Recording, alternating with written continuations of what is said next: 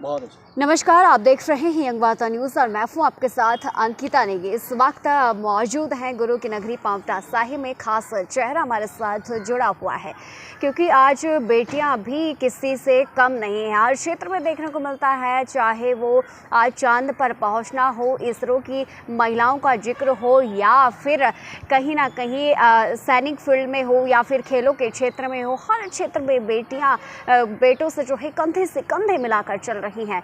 आज हमारे साथ खास चेहरा है, रश्मि ठाकुर नाम है, शिमला ज़िले के एक छोटे से गांव से हैं, राजधानी शिमला से। और आपको ये भी बता दें कि राष्ट्रीय और अंतर्राष्ट्रीय स्तर पर महिला एंकरिंग वह करती हैं और बड़ी शानदार एंकरिंग करती हैं।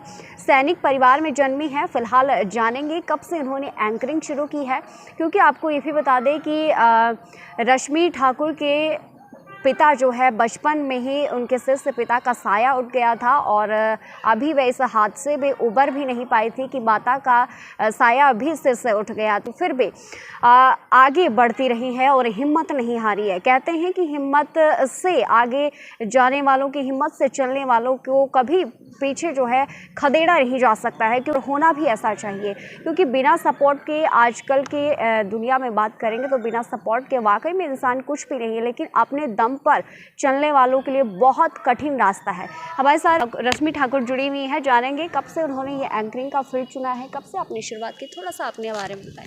नमस्कार जी।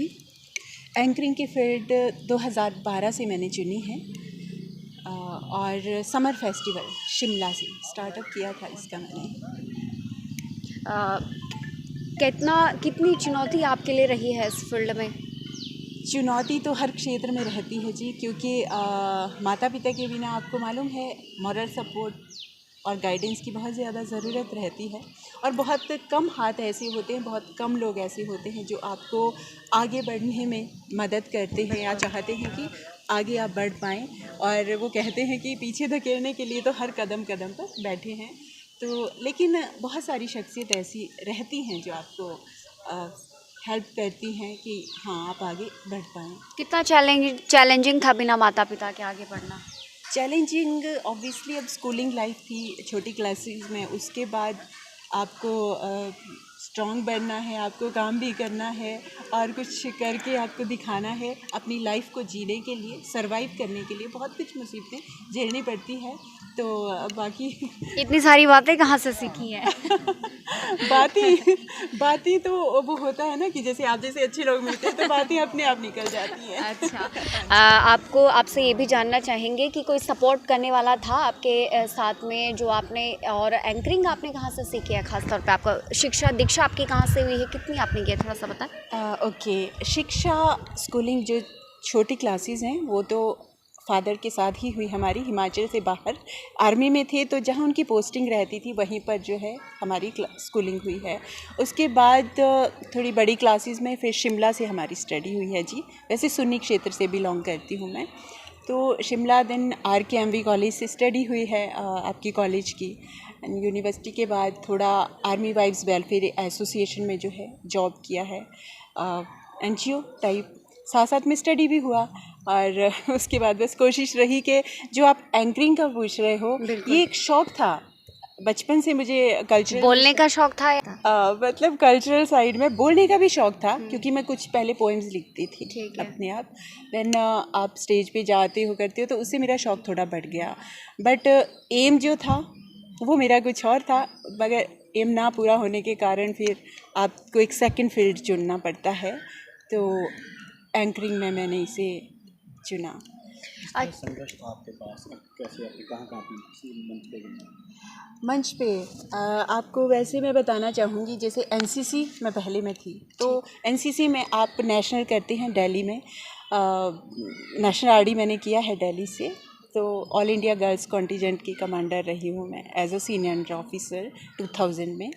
तो जी वहाँ पर क्या है कि ऑल इंडिया के जो कैंप्स लगते हैं उसमें बहुत सारे ग्रुप होते हैं और ग्रुप्स में आपको एक होस्ट भी करना होता है, अपने स्टेट को रिप्रेजेंट करना होता है।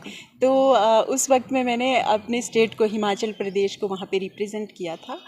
देन उसके बाद मुझे लगा कि नहीं, फिर मेरा ये थोड़ा पैशन में आ गया उसके बाद से मैंने स्टार्ट किया। थोड़ा बताएं। और एक लड़की होने के नाते, एक महिला होने के नाते तो बहुत ज़्यादा चैलेंजिंग है।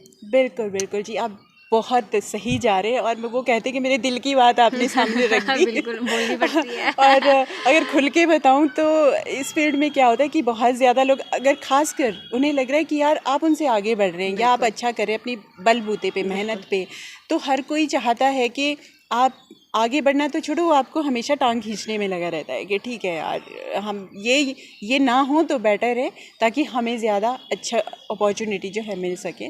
कई बार तो खुल के कहूँ तो इंसान रो भी देता है बैठकर, जब अंदर से टूट जाता है तो रो देता है, बस वो खुल के कह नहीं सकता है कि हाँ, मगर होता है। और आपको बताऊं कि चाहे वो साथ का काम करने वाले इस फील्ड में हों, अदरवाइज़ या आपके बात करें तो एक डेजिग्नेशंस की जो कहीं सीट्स पर बैठे होते हैं, उनके थ्रू भी हमें काफ़ी ऐसी कुछ चीज़ें झेलनी पड़ती हैं जो नहीं होना चाहिए एक मेहनती इंसान के साथ खासकर। पाउंटा साहिब में पाउंटा साहिब में जी फर्स्ट टाइम मैं आई थी लास्ट ईयर होली मेले में, जो होली मेला यहाँ पर होता है और गुरुओं की नगरी है। अच्छा बहुत लगा यहाँ पर आकर, और स्पेशली जो यहाँ के पीपल्स हैं, एक चीज़ के लिए मैं परमात्मा का बहुत शुक्र अदा करूँगी कि लोगों का, पीपल्स का, ऑडियंस का मुझे बहुत प्यार मिलता है जी हर जगह। यहाँ भी मुझे बहुत प्यार मिला और शायद एक कलाकार के लिए इससे ऊपर का सम्मान नहीं हो सकता। छोटी सी बात कहूँ जी बिल्कुल, एंकर हो चाहे इस बारे में क्या बता सकते हैं जी, बट नहीं भी मिलता है खुलकर, जो अगर आप खुलकर बात करने की बात करें, नहीं भी मिलता है जो डिज़र्विंग और एलिजिबल को मिलना चाहिए जी।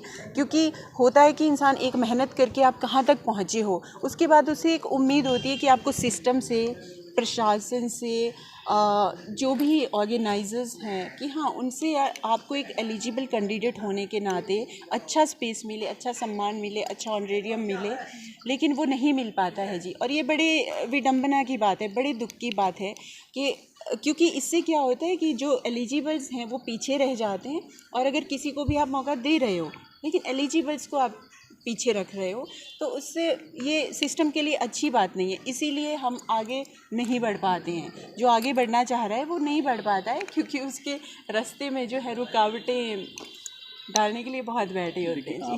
अभी तक ऐसा सफर है। संघर्ष तो कहते हैं जी कि जीवन का नाम ही संघर्ष है, सुख और दुख, अच्छाई और बुराई जैसे चलते हैं, और लेकिन एक सीमा होती है बर्दाश्त करने की, या जैसे आपके साथ अगर अनजस्टिस ही किया जा रहा हो तो एक सीमा होती है कि आपकी जो सहन शक्ति उसका टूटना एक दिन तय है। वो कहते हैं ना, रबड़ को आप खींचोगे तो एक हद तक तो वो टूटेगा ही टूटेगा, उसके बाद वो बोलना लाजमी हो जाता है कि आप क्या कर सकते हैं उसके आगे। अच्छा, एक कहना ज़रूर चाहूँगी, आप इजाज़त दें तो। एक्चुअली ये सही बात है जी, इसमें क्राइटेरिया होना चाहिए मेरे हिसाब से कि आप कहाँ डिज़र्व करते हो, आपका एक्सपीरियंस क्या है, आपने कितने स्टेजेस पर कहाँ कहाँ कितना काम किया है, आपको पब्लिक कितना जो है अप्रिशिएट करिए। क्योंकि जो मेले होते हैं बहुत ज़रूरी होता है। बहुत ज़रूरी, हाँ जी, जो मेले होते हैं वो ऑलमोस्ट कहा जाए तो वो पब्लिक के लिए होते हैं, ऑडियंस के लिए होते हैं। और वो कहते हैं कि ऑडियंस की से और ऑडियंस के लिए नाम ही मेला है, लेकिन उसमें शायद ऑडियंस की राय पूछी जाती है या नहीं पूछी जाती है, आई डोंट नो, मुझे ऐसा लगता है नहीं पूछी जाती है। तो बुरा लगता है कि आप एलिजिबल्स को पीछे रख रहे हो, या फिर अप्रोच सिस्टम या क्राइटेरिया होना चाहिए इसमें कि अगर कोई 10, 12, 15 साल से काम कर रहा है और अच्छा काम कर रहा है, अपनी मेहनत से काम कर रहा है, तो उसके लिए उसको शायद अप्रोच, या फिर कि ठीक है वो नेपोटिज्म की बात करें ना कि ये मेरा नोन, ये मेरा नोन, तो उसे आप दो।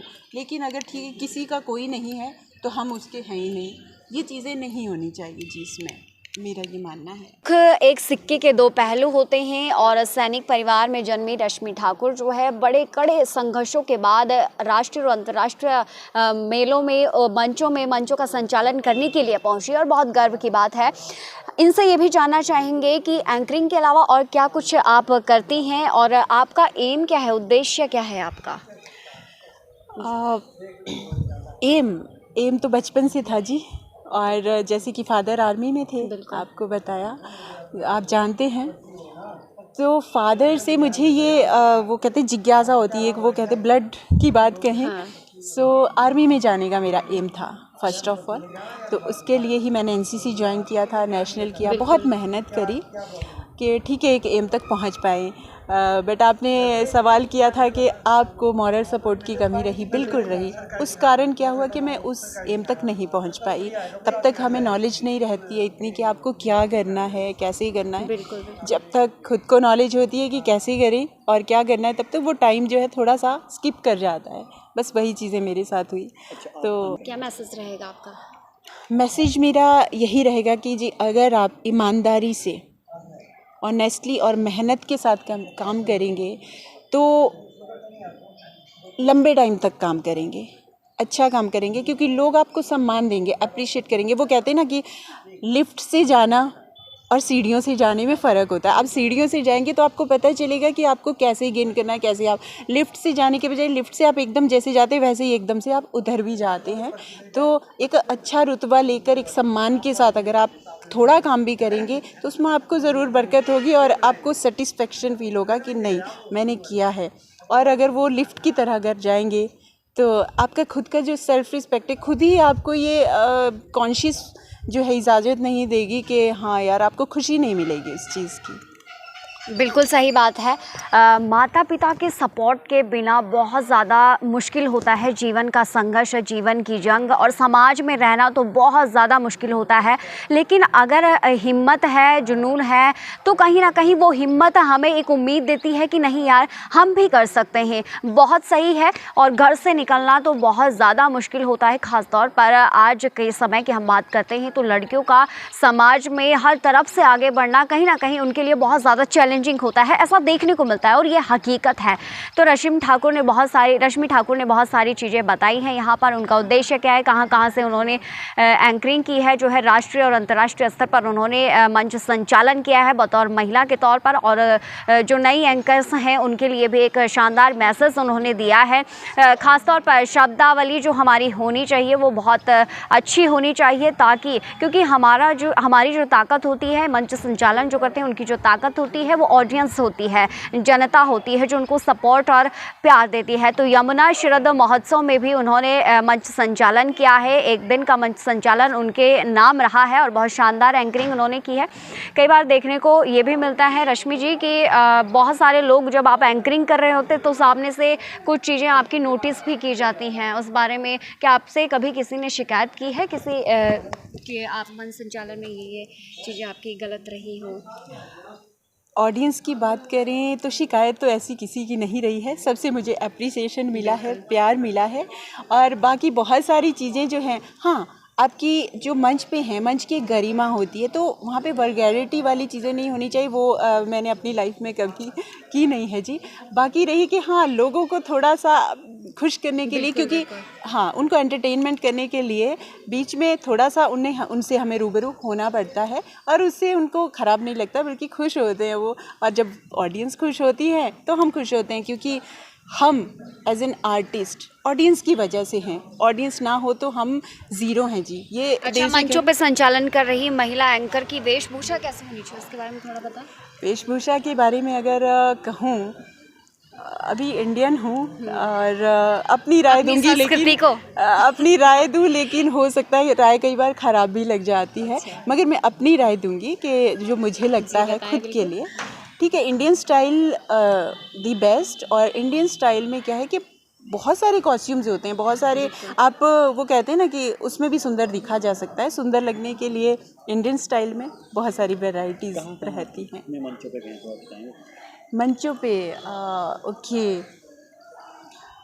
हिमाचल की बात करें या हिमाचल से बाहर जी? आप बता दीजिए। ओके, हिमाचल प्रदेश की बात करें तो जैसे 2012 से मैंने किया समर फेस्टिवल, इंटरनेशनल फेयर आप जितने भी रख लीजिए। समर फेस्टिवल शिमला हो गया, लवी इंटरनेशनल फेयर, और कुल्लू दशहरा, आपका मंडी शिवरात्रि होता है, होली मेले रहते हैं वहाँ पे। ऑलमोस्ट 4-5 नाइट्स जो हैं अकेले मैंने। सिरमौर का जिक्र करें थोड़ा सा। सिरमौर का जिक्र करें तो फैक्टली सिरमौर में सिर्फ पोंटा उत्सव जो है वो किया है, और 2017 में रेणुका जी फेयर होता है। बड़ा अच्छा मुझे लगा था, 5 नाइट्स वहाँ पर करी थी, और अच्छा लगा कि मुझे इतना अच्छा अवसर मिला। और लास्ट ईयर वहाँ पे मैंने होस्ट किया है जी। और करें हिमाचल से बाहर की बात, तो हिमाचल प्रदेश से बाहर सूरजकुंड मेला हरियाणा टूरिज़्म का रहता है जी। द वर्ल्ड लार्जेस्ट फेस्ट रहता है जी। और वहाँ पर 27 कंट्री के आर्टिस्ट आते हैं पार्टिसिपेट करने के लिए। तो हरियाणा टूरिज़्म ने इनवाइट किया था मुझे होस्ट के लिए। बहुत अच्छा लगा, बहुत शानदार वो मेला रहा और बहुत रिस्पेक्ट से उन्होंने मुझसे काम करवाया। अच्छा लगा कि एक फैमिली की तरह। बहुत अच्छा एक्सपीरियंस रहा मेरा।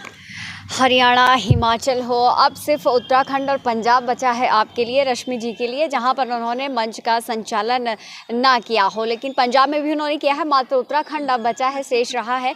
तो बहुत अच्छी बात है कि महिलाओं के लिए भी एक मैसेज मिल रहा है। जो महिलाएं अपने, जो लड़कियां जो है घर से बाहर कदम रखने में भी हिचकिचाती हैं, तो उनके लिए ये बहुत शानदार मैसेज उन्होंने दिया है। फिलहाल आज के लिए इतना ही, बने रहिए।